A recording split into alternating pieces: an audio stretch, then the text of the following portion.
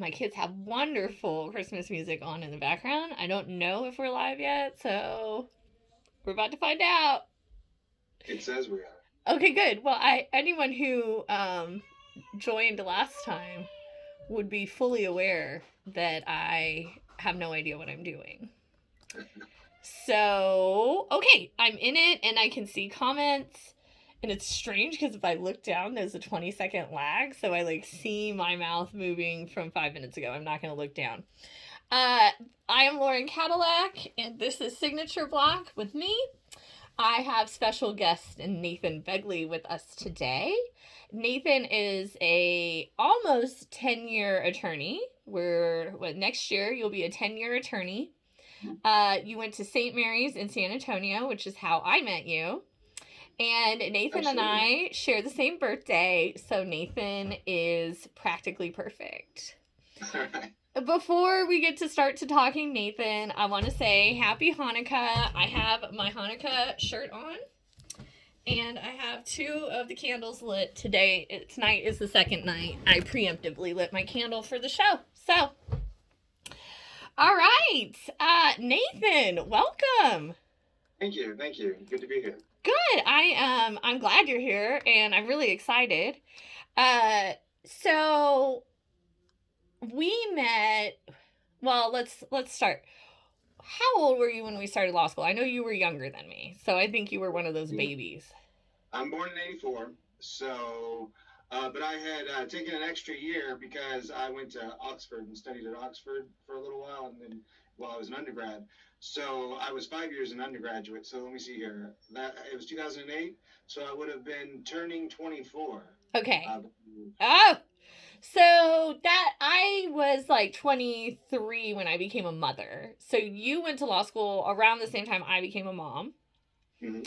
And I went to law school a few years after that, which is where we met. And you don't look it at all, but you are younger than me. No offense. It's just My that hair's I a little look older. so young. You know, I look like I did on the first day of law school, right? Well, actually, pretty much. Although you had a shorter haircut at the time. Thank you. Okay, so do you actually. Exactly. I feel like your beard might be a little thicker. Yes, it is quite a bit thicker. Okay, And but I remember when we initially met, we bonded over the fact that we had both been in car accidents. that's right. Yes, we both had almost died, and we had metal in our bodies, and then we found out we had the same birthday, and it was over. Absolutely. Game over. Okay, so about your car accident, I don't remember. This is a confession. I drank a lot in law school. Oh, well, this was one of the law school sponsored bar events that was actually at a place where they were giving us free drinks. So. Right. So, needless to say, I don't have an exact recollection of how your timeline worked out in your life. Was your car accident before or after you lived in a car? It was after. Okay. And so I have been telling people, Nathan's coming. He's going to tell us about how he went from homeless to lawyer and that kind of thing. Before we go there, because we will talk about your personal story. But before we go there, I want to talk about what you do now as a lawyer. Absolutely. Okay. So, go ahead. So we came out of law school almost 10 years ago. Mm-hmm. Passed the bar on the first try. You passed first try, right? Absolutely, we did. Yeah, and we did. You were the first ones done every test day. You know why? Let me share this story with you. Let me share the story with you in the audience. You guys are gonna like this. Okay, you remember how the proctors were like really old? Oh yeah. Okay, so that first day I think it was the memo or whatever it was. I hit enter right as she said time. Okay, I hit my last enter. Mm-hmm. And then, and mind you, 30 minutes prior to that, I was like, ooh, I gotta pee. But I didn't, because I was like, I've got my rhythm, I gotta get this answer out, whatever. So I hit enter. She says time, and she says, you can't go until everybody's shit is picked up. Mm-hmm. And I have to pee so bad. It takes them an hour and a half to pick everybody's stuff up. And I almost peed on myself 3 or 4 times during that hour and a half. I mean, by this time, I'm like 3 hours deep into needing to pee, right? Like, I've already been holding it. So I said to myself, never again. I will never, ever be at the hands of old people when I need to urinate. Okay. And I said, the next time tomorrow when I come back, when she says 30 minutes, that's my time's up. I'm getting out of here before they call time because I got to pee when I need to pee. Yeah. That's it. It was crazy. It was crazy. Like, I felt like I only really got half the time that we were allotted because if you wanted to survive, you needed to be done earlier than they said. Absolutely. Absolutely. And I was happy to be done. You know, I'm happy to get out of there. And people still to this day talk about how I left the bar early. And some people apparently had like called friends of mine and were like, oh, did Lauren fail? She left early every day. I'm like, no, I had to pee. My mom lived with me at the time, and when I came back so early, she said, go back. Take it some more. No, I've always been one of those, like, I'm trusting my answer. The first answer is the right answer. Yeah. And with the bar, I just took the strategy of, like, vomit everything I know, and then that's it. Like, get everything I know, and then go back to stuff. And then do everything I figured out through reading everything as I went on, and then go back to stuff, you know? Absolutely. And that strategy really served me. Okay, so we passed the bar in November of 11, which I know was like one of the greatest days of your life. And I know you immediately started doing criminal defense work. Yes. So now that was the longest story ever.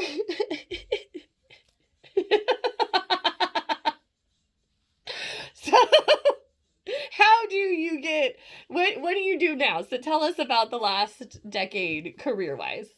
So career-wise, I initially came out doing what I like to call rent law, whatever I needed to do to pay the rent, because we came out in one of the very most difficult attorney markets that there's ever been, because everybody in the Great Recession had jumped into law school or graduate school to offset the fact that there was a recession going on. Mm-hmm. So there were more lawyers coming out with fewer jobs available in 11 than any other time.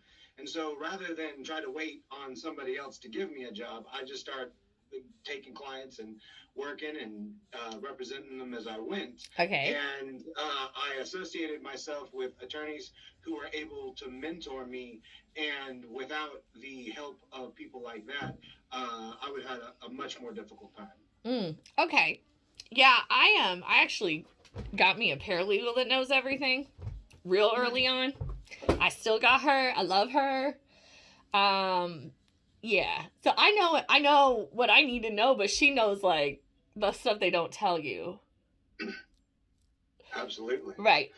Okay. So when I was practicing law that way, I did a lot of different types of law, family law, criminal law, all different types of cases. But my passion and my interest had always been towards bankruptcy law because, as we will discuss in the future here, I had a past of being chronically homeless. And so I understood how much it sucks to be homeless and how I would like to be able to prevent that for other people. And so when I learned about bankruptcy law and found a position open, I worked for a boutique firm that exclusively practiced Chapter 7 and Chapter 13 bankruptcies in the Dallas-Fort Worth area. And I was able to file more cases, like as one of the senior attorneys told me, you'll do more cases in a year here than most attorneys do in their entire lives because this is all we do. Okay. And so I was filing somewhere between 30 and 100 cases a month at that rate in the Dallas-Fort Worth area.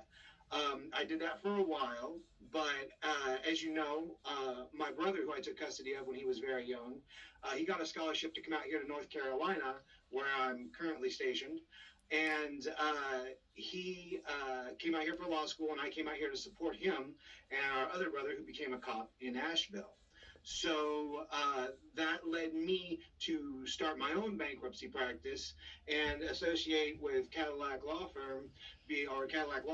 because of the fact that uh, COVID-19 has created difficulties, but it's also created opportunities. Mm-hmm. It's created opportunities for me to be able to do work remotely and help people where they're at. Yes. And there are difficulties coming. The moratoriums on evictions and foreclosures that are in place are going to evaporate. And Yep. I really want to be in a position to help these people because there's going to be a lot of people that need it, and not every lawyer knows how to handle a bankruptcy. And since I do, I feel that I have a responsibility. And since I've been homeless and I've been in those situations, I feel that I have a duty because I know that I need to help serve in that capacity. I love that. And I agree. I've never been homeless, thank God, but I agree about the duty.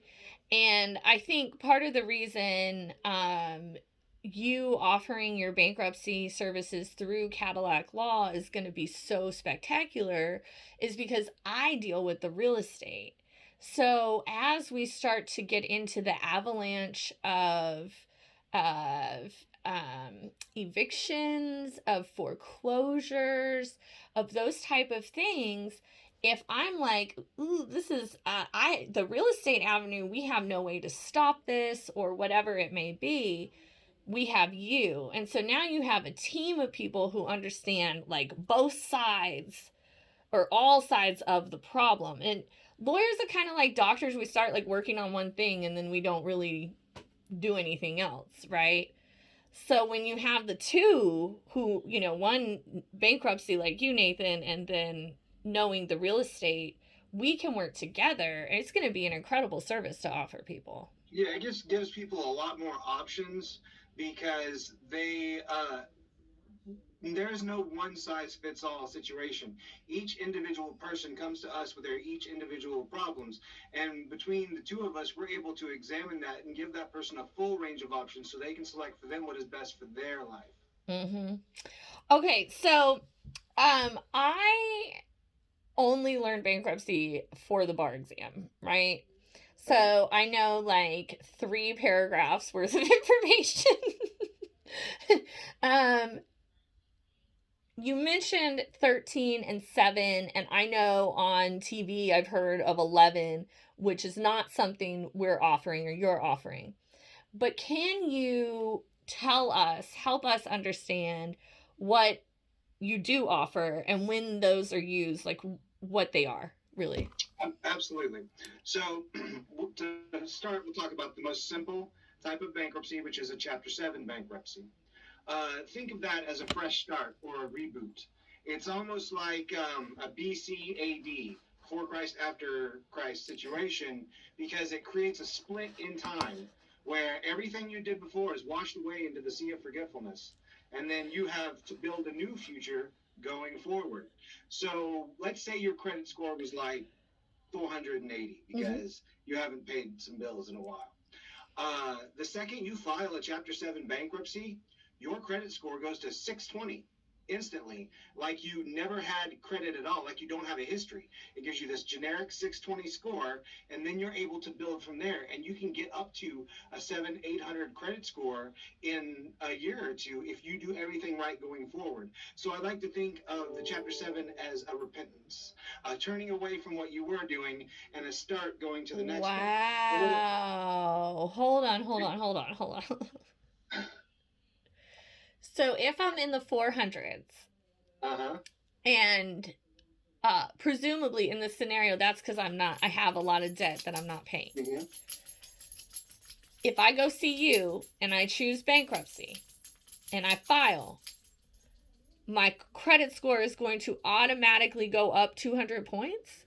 That is correct, because what happens when a creditor looks at your credit score and sees that you have all this unpaid debt? They see you have financial troubles. When they see that you filed a bankruptcy, they now see that there is an end to those financial troubles, and this is the beginning of a fresh start because all those people from before can't collect from you. Mm-hmm. Now, also from their perspective, you're only allowed to get a discharge every 7 years. So a creditor is much more willing to give credit to a person who's reestablishing after a bankruptcy because that person cannot immediately go and refile and get rid of the new debt. So you are fresh and cleaned and rid of all your bad debt. And now they can charge you probably a little bit higher of an interest rate to start on objects like a new car. But then after about 6 months of making your payments, you're able to refinance and get a much lower rate. And then as you continue with that, 2 years after the cooling off period from filing, you could actually buy a house and they'll give you a mortgage. Wow. Okay. So what you're saying is under 7, Mm-hmm. it's like, I messed up, I need a redo, and you start your redo from day 1, and after 2 years of, fresh slate, doing it right, you can buy a house. That is correct. Now, let me tell you a few things about what a 7 can and can't do. Okay. A chapter, there's no such thing as an emergency 7, is what we say. And I'll tell you more about 13s to help it make more sense in a moment. But a 7, it doesn't really stop a foreclosure. It doesn't really stop an eviction, right?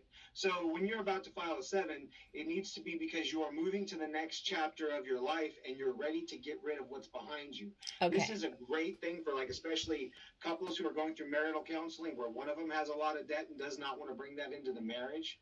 So in this type of a situation, this gets rid of things that are unsecured debts like credit cards, medical bills, things of that nature where there's not a physical asset attached.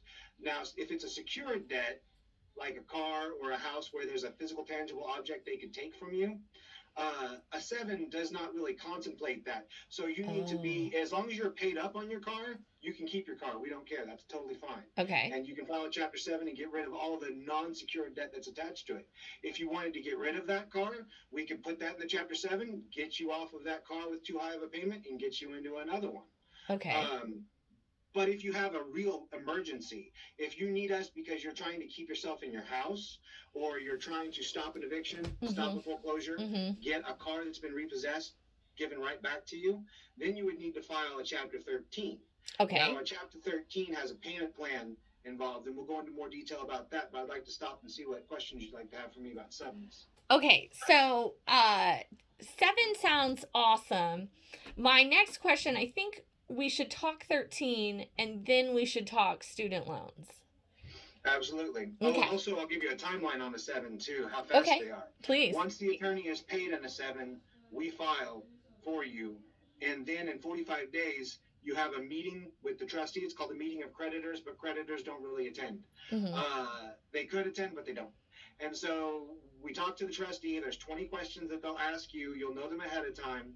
After you've answered those questions, you just go home and wait. And then 60 days later, after that, to 120 days, you'll get a letter in the mail that says you have a discharge. That is so easy. Ooh, I love that. Okay, so starting over is really easy. Yes, starting fresh and new is easy. Okay, what about, so let's talk 13. Like, oh crap, I don't want to be homeless. I need to stop this bleeding and stop the madness. What am I expecting? Well, so if you need to file a 13, one of the first things is it's paid for differently as well. So don't worry about what monies you have to work with. If you are in danger of losing your house, come talk to us and we will present you with options. The 13 is powerful because it has something called the automatic stay, which is a protection that extends to all of your creditors who are trying to take money from you for any reason whatsoever. It tells everybody to stop and hold off. And you'll get a month. We will create a month for you where you don't have to pay any of your regular bills, not your mortgage, not your rent, not your car payment.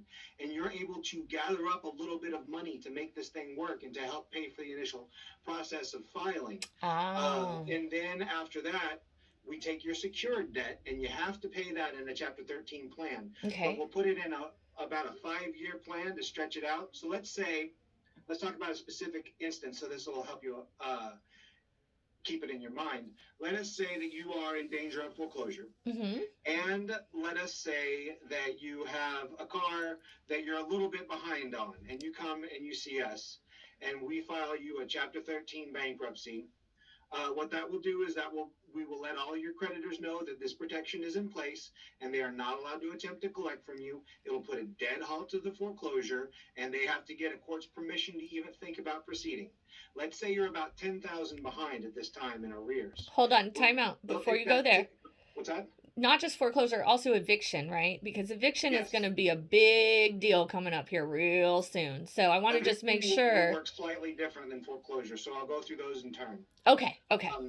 The foreclosure, let's say you're behind about 10 grand, that 10 grand would go into a payment plan that you would pay over a 5-year period, Mm-hmm. and you would make your regular house payment starting the next month. So you would be back to square one as far as your mortgage was concerned, as far as like you're not behind anymore, and you would pay over 5 years that arrears back. So it gives you, it's almost like a forced Oh. modification, regardless of whether the bank wants to allow it or not. Oh, And okay. you can consolidate your car loan. And if you've owned your car for more than 2.5 years, we can cram your payment down to a portion of what the car is worth rather than what you bought it for. So there's Ah. lots of kind of financial advantages we can create for you in this situation where it's a foreclosure and you're getting pushed out of your house. Okay. Now, if it's an eviction, what we're relying on is your executory contract that's in place, that lease, and your ability to assume it. So if you have a lease in place for a year or 2 years or a couple months, however long that length of time is, I am able with a bankruptcy to enforce that contract and make it so they are not able to evict you for that period. However, we need to make a plan going forward, because once that expires, You're out. then they have the ability to evict at that point. Okay. And so it gives you time and it gives you the length that you've already bargained for. But if you don't have a current lease in place, I can maybe get you a month still, and that is a lot better than nothing. But we have to work together. It has to be a situation where we come up with solutions to your problems, not just legal solutions, but the practical solutions of where am I going to lay my head tonight? Where am I going to put my kids? How am I going to get to work so I can even pay for this? These kinds of solutions, because I have been in a situation where I had to choose between soap and food, it gives me the knowledge, experience, and empathy to be able to understand those needs and try to help you plan to fix them in a way that I couldn't do if I drove my daddy's BMW to law school. So, I'm with you there. I definitely didn't get to drive anybody's car but my own.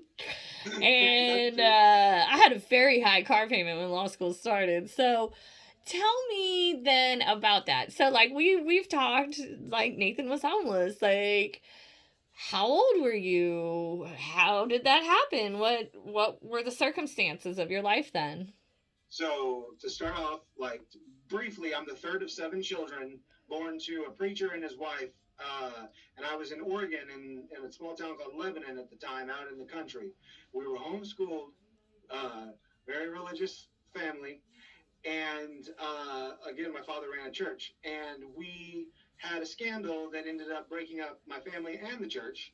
Uh, and so, because of that, and because we were homeschooled, us kids kind of fell through the cracks as my parents began to pursue their own interests and neglect the interests of their children. In fact, at one point, my mother was chasing a man across the country and packed us 5 youngest kids up into the back of a 3/4 ton Chevy Scottsdale that had a camper on top of it and a piece of plywood between the camper and the truck itself, with all our earthly possessions packed under the plywood, and us children on top of the plywood in the back of the truck, going over the Cascade Mountains so she could go chase a man across the country. And so with a coffee can to pee in. Like, it was one of those situations. Brenton he was like 4 years old. How old were you? Is Brenton the I youngest? was like 12. And so that was where my chronic homelessness began. Okay, so hold on. So how old's the oldest at this time?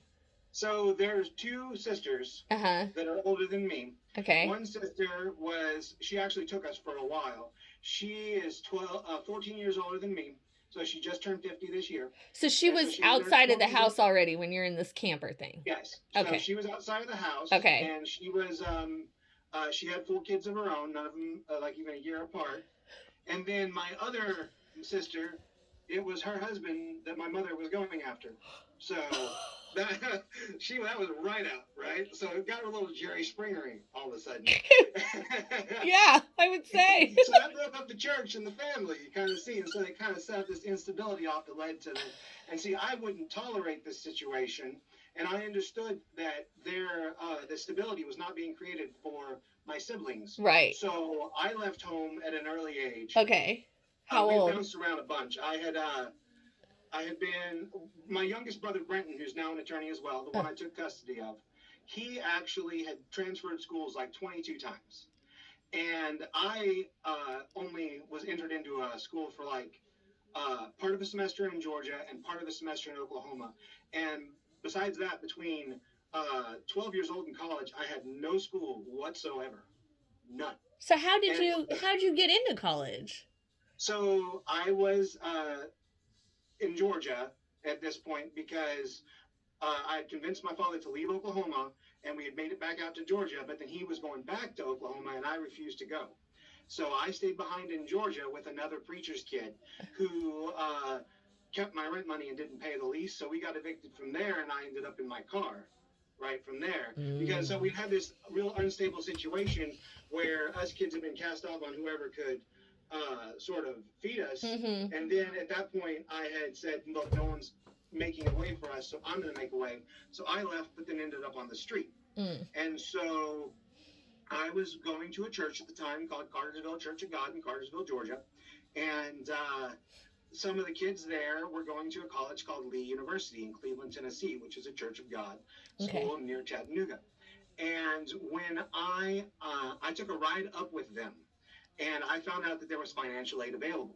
Oh. And so I decided that that's what I was going to do. Initially, I had wanted to join the military so I could take care of myself and get an education and everything. But my family had found out about that and called me and begged me to at least check college out first. Okay. So I did, and I went up there and I found that there was an opportunity. But I still was homeless, living in a car, and I didn't have any records since I was 12 years old. Right. So, right, that was the problem. So I'm like, how did you do that? How'd they let you in? It was a pain. But there was this college called Northwest Vista Tech in Ackworth, Georgia. Okay. And I signed up to take my GED there. Okay. And so I went there and I first tested for my GED. And I got it right from a friend, and I tested to see if I needed classes, and I didn't. Fortunately, I was a very studious child. Yeah. And so I didn't require the classes. So then they set me up to take the GED itself. Okay. Now, my friend was out of town, and so I was in Cartersville, Georgia, up on Grassdale Road, staying with another person who didn't have a car. And at this time, I did not have a driver's license, even though I was living in my car. Okay. The state of Georgia had issued me a license so they could suspend it. But, because I didn't have one, no ID, no nothing. And so I walked from Cartersville, Georgia, and Grassdale Road. I walked 15 miles to Ackworth, Georgia, to take the test, and then walked 15 miles back, 30-mile round trip. I thought my legs were going to fall asleep. In fact, nearly as I got into Cartersville, the last couple miles of the trip, it was a little under 30 because a cop picked me up for hitchhiking, but had the grace to take me home instead, because of white privilege. Yes, there's no doubt about that. There's no doubt about that.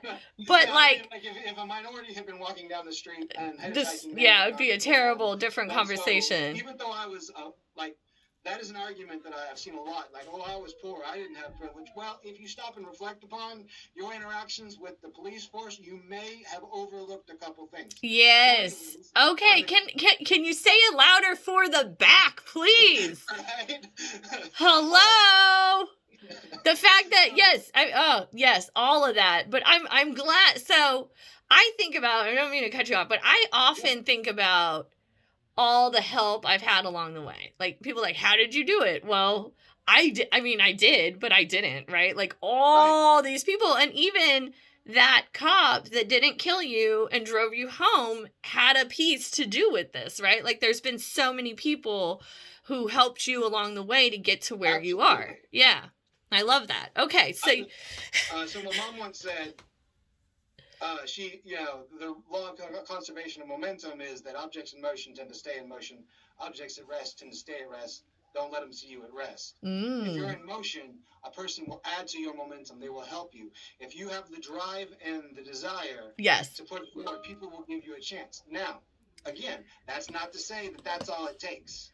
Because you can have all the drive in the world and not make it. Yeah. There is a certain amount of luck involved, and there's a certain amount of reliance on people to give you a chance. And we are all sort of vulnerable to society's whims in that way. Mm-hmm. And so I think that has to be recognized. So I have a friend who he's African American and he worked on Wall Street. And he, at his job interview, the guy who he got his first job was like, I'm only hiring you because I'm mad at my boss and it will make my boss angry. And that's whack. But that was like the door opening he needed, right? Like once the door opened, he could run through it. But sometimes you've got to have you've got to have the ability to have the door open. And sometimes it opens because somebody's in a mood or not in a mood, right? If you're moving, you can be directed. If you're not moving, no direction will help you. Right. So, yes, I love that. Oh, I like that. Okay. Okay. Back to my story, I'd walked the miles. Uh-huh.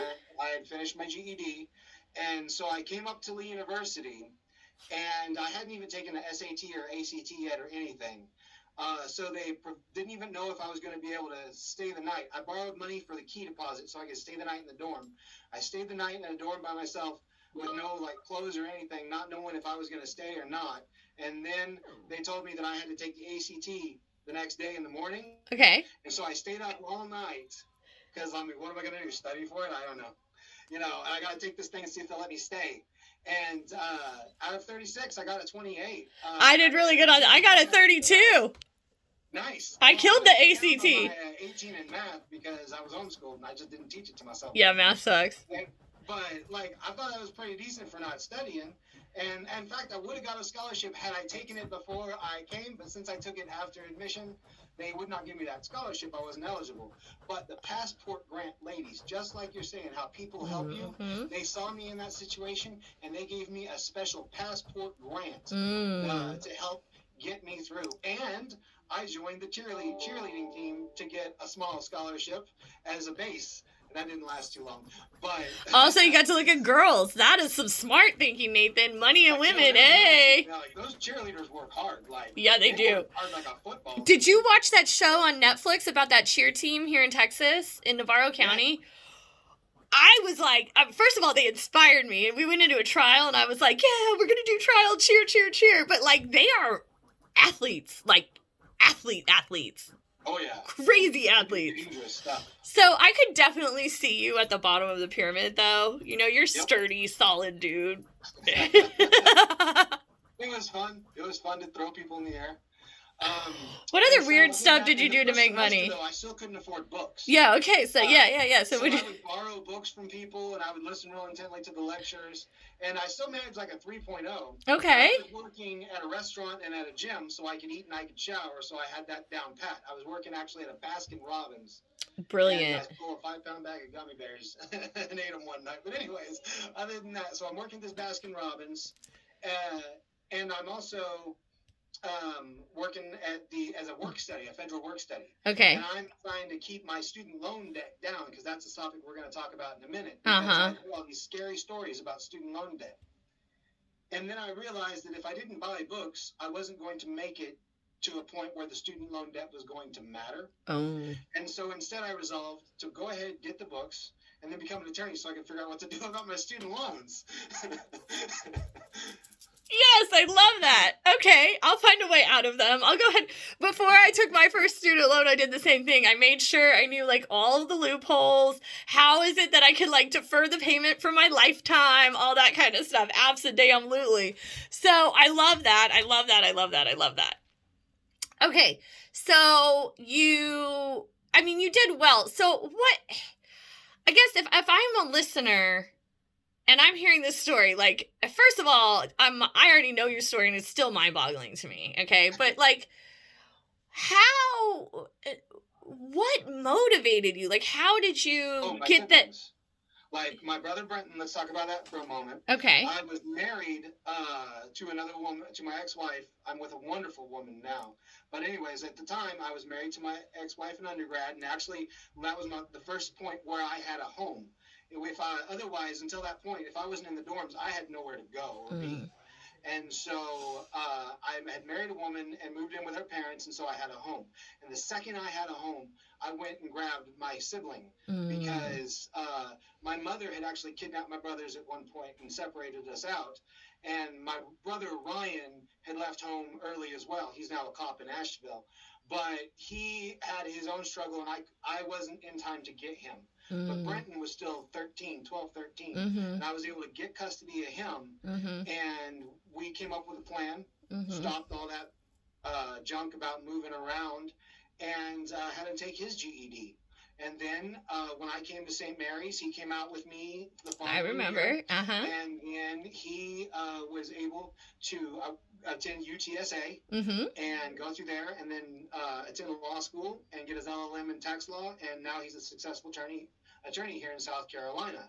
And so that's what motivated me was, you know, when my life got torn up, I was 12 years old. So I had some capacity and faculties and ability to make choices of some sort. Brenton was 4. He was barely learning to read. And so that was the only life he ever knew. And I wasn't going to have a position where he was going to be like that for the rest of his life. And so when I was walking those 30 miles, it was it really hurt. To like my legs were like I remember like looking down and like just throwing the leg in front of me and just trying to keep going and thinking about my brothers and the situation that they were in and how I wasn't going to allow that to happen. And so the biggest victory in my life was saving, like, to the extent myself and my brother to the extent we could. And that's not to take anything away from what he has done, because when he was in college and when he was in high school, he would work and push carts, and he would take his check, sign it, and give it to me, the entire paycheck. And I don't know any teenager that would do that. So we were a team, and we got each other through. So it's not a me saving him kind of situation. I want to make that clear. It's a situation where, you know, two lost kids came together and figured out how they were going to make it, and we did it. And we're both attorneys. And so when you come to us in your situation, no matter how bleak it is, we can look at you and say, you know, to an extent, I don't know your story, but I've been there. I've been in a situation where I had to make these tough choices, and I can help you out of it. And so that's what has caused me to really love the practice of bankruptcy, is my ability to help people out of bad situations. There was a woman who had breast cancer, and she was going to lose her home. And we knew that it was only a matter of time, that we wouldn't be able to keep it for her, even with the Chapter 13s and the foreclosures. But she had breast cancer and had some treatments coming up. So I sat down with the Chapter 13 trustees, clerks, and we plotted something out for her. And we got her through the hospital and through her recovery, and then converted her 13 to a Chapter 7 to get her out of bankruptcy and wipe all her medical debt away. And so that way, you know, there's things like that. And I'll tell you another one we did. There was an older lady whose son wasn't helping her at all, and she was about to lose her living situation, and she didn't have any way to generate income. And so I told her, my dear, what you need to do is go to school and take out some student loans. And she said, yeah, well, how am I going to pay that back? And I said, my dear, you are 68 years old. When are you going to pay that back? And so she not only kept her house and everything, she, in fact, got a master's in musical education. Yes! And speeches. Yes! Oh my God, I love that story. I love both of those stories. And I love them for more than one reason. For me, like, becoming a lawyer was about figuring out how to get around things. Yeah. And you just got around things twice. And you made these people's lives better. I mean, she has a master's and she's teaching. She would have never had that experience without you. Like, her life would have gone just a totally different direction. Well, that's what I'm saying is I think that's different. Uh-oh. I lost you, Nathan. I had a really good question for you, too, but you are broken. I feel that an attorney would not have been able to do that. My internet connection is apparently unstable. It broke up for a minute there. There are excellent attorneys who did not have to go through what I went through to figure that kind of stuff out, but it just makes it easier for me because it's so salient to me because I've had to make those decisions myself, that I think about little things I think about survival differently, right? Right. Because you have to move out of survival mode to thrive, but yes. Once you've known how to make it through these situations, when you see somebody else in that situation, you're able to then speak from experience and say, I know how to get you on the other end of this. I've done it for me. So I have another question for you. We have like 5 minutes left. I just want to say, like, for me, I I always want to reach down and help others up. Like, I don't want to be up here alone. And there would be no, what joy would I have, right? And so that's exactly what I'm trying to do. Every day I just want to help people, give them a hand, make life better for other people. That makes me look better, makes my life better. Absolutely. So, what now? Your brother is a successful attorney, right? He's a grown man. You don't have to worry. You have a safe place to live. You have all these things. What motivates you now?